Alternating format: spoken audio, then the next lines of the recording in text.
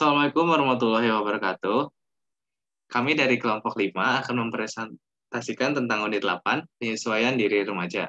Kelompok 5 sendiri terdiri dari Sabila Nafisa, Salan Atar Putra, Salma Khairunisa, dan saya sendiri, Dwi Bagus Dimas Fajar Nabila.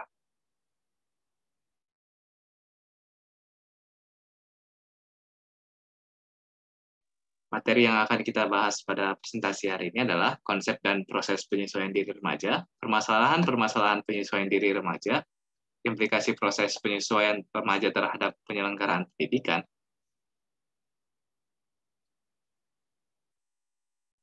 Yang pertama ada konsep dan proses penyesuaian diri remaja. Pengertian dari penyesuaian diri adalah yang pertama, penyesuaian berarti adaptasi atau dapat mempertahankan eksistensinya atau bisa survive dan memperoleh kesejahteraan jasmania dan rohania.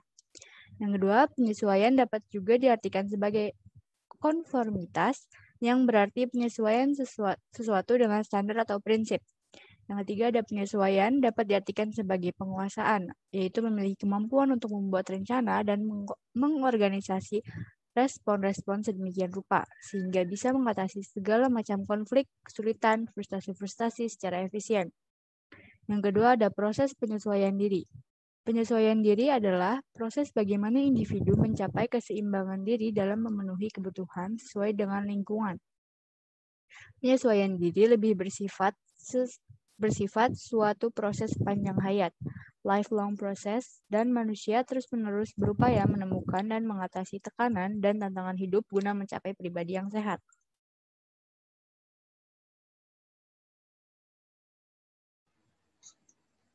Tiga, karakteristik penyesuaian diri. Penyesuaian diri secara positif ditandai hal-hal sebagai berikut.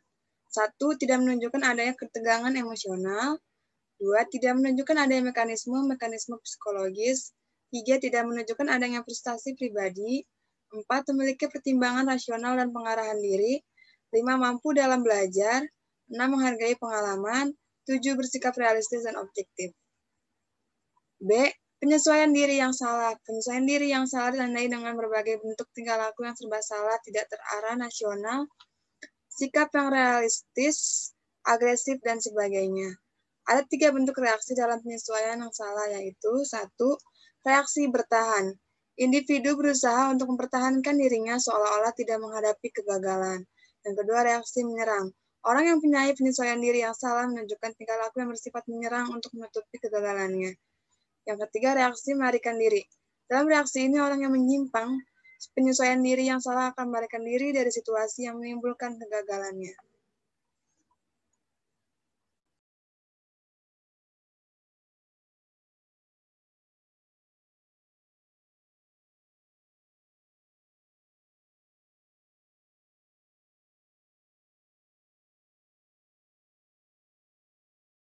Silakan, Sahlat.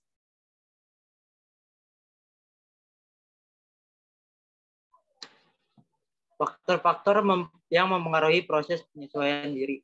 Secara keseluruhan, kepribadian mempunyai fungsi sebagai penentu primer terhadap penyesuaian diri. Secara sekunder, proses penyesuaian ditentukan oleh faktor-faktor yang menentukan kepribadian itu sendiri, baik internal maupun eksternal. Penentu itu dapat dikelompokkan sebagai berikut. Pertama, kondisi-kondisi fisik, termasuk di dalam keturunan konstitusi fisik, kesusunan saraf, kelenjar dan sistem otot, kesehatan, penyakit, dan sebagainya. Yang kedua, perkembangan dan kematangan, khususnya kematangan intelektual, sosial, moral, dan emosional. Yang ketiga, penentu psikologis, termasuk di dalamnya pengalaman belajarnya, pengkondisian, penentuan diri atau self-determination, frustasi, konflik. Kondisi lingkungan, khususnya keluarga dan sekolah. Penentu kultural, termasuk agama.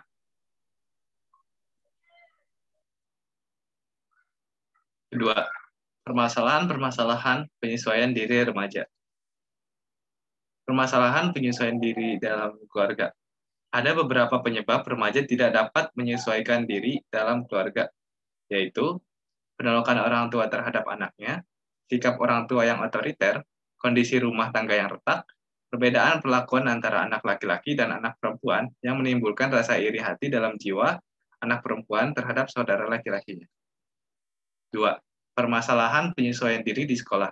Ada beberapa permasalahan yang penyesuaian diri remaja di sekolah, yaitu permasalahan saat memasuki jenjang sekolah yang baru, remaja memiliki permasalahan penyesuaian diri dengan guru-guru, teman, dan mata pelajaran yang menyebabkan prestasi belajar jadi menurun. Permasalahan saat memilih sekolah, orang tua hendaknya mengarahkan pilihan sekolah sesuai dengan kemampuan, bakat, dan sifat-sifat pribadinya. Yang terakhir adalah kesulitan dalam membagi waktu belajar dengan keinginan untuk ikut dalam kegiatan sosial, ekstrakurikuler, dan sebagainya. Yang ketiga ada implikasi proses penyesuaian remaja terhadap penyelenggaraan pendidikan. Upaya-upaya yang dilakukan untuk memperlancar proses penyesuaian diri remaja di sekolah adalah yang pertama, menciptakan situasi sekolah yang dapat menimbulkan rasa betah bagi anak didik secara sosial, fisik, maupun akademis. Yang kedua, menciptakan suasana belajar mengajar yang menyenangkan bagi anak. Yang ketiga, usaha memahami anak didik secara menyeluruh baik prestasi belajar sosial maupun seluruh aspek pribadinya. Yang keempat, menggunakan metode dan alat pengajar yang menimbulkan gairah belajar. Yang kelima, menggunakan prosedur evaluasi yang dapat memperbesar motivasi belajar. Yang keenam, ruang belajar yang memenuhi syarat-syarat kesehatan. Selanjutnya, peraturan tata tertib yang jelas dan dipahami murid-murid. Yang kedelapan, teladan dari para guru dalam segala segi pendidikan. Yang kesembilan, kerjasama dan saling pengertian dari para guru dalam melaksanakan kegiatan pendidikan di sekolah. Yang ke-10, pelaksanaan program bimbingan dan penyuluhan yang sebaik-baiknya.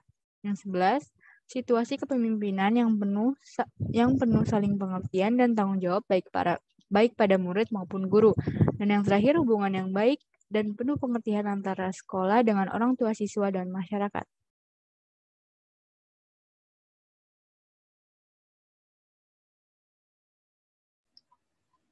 Sifat-sifat guru yang efektif, Rayons dalam Garrison 1956. Pertama, memberi kesempatan, alert, tampak antusias dan berminat dalam aktivitas siswa dan kelas. 2, ramah dan optimis. 3, mampu mengontrol diri, tidak mudah kacau dan teratur tindakannya. Keempat, senang, kelakar, mempunyai humor. Kelima, mengetahui dan mengakui kesalahan-kesalahannya sendiri. 6, jujur dan objektif dalam memperlakukan siswa. 7, menunjukkan pengertian dan rasa simpati dalam bekerja dengan siswa-siswanya.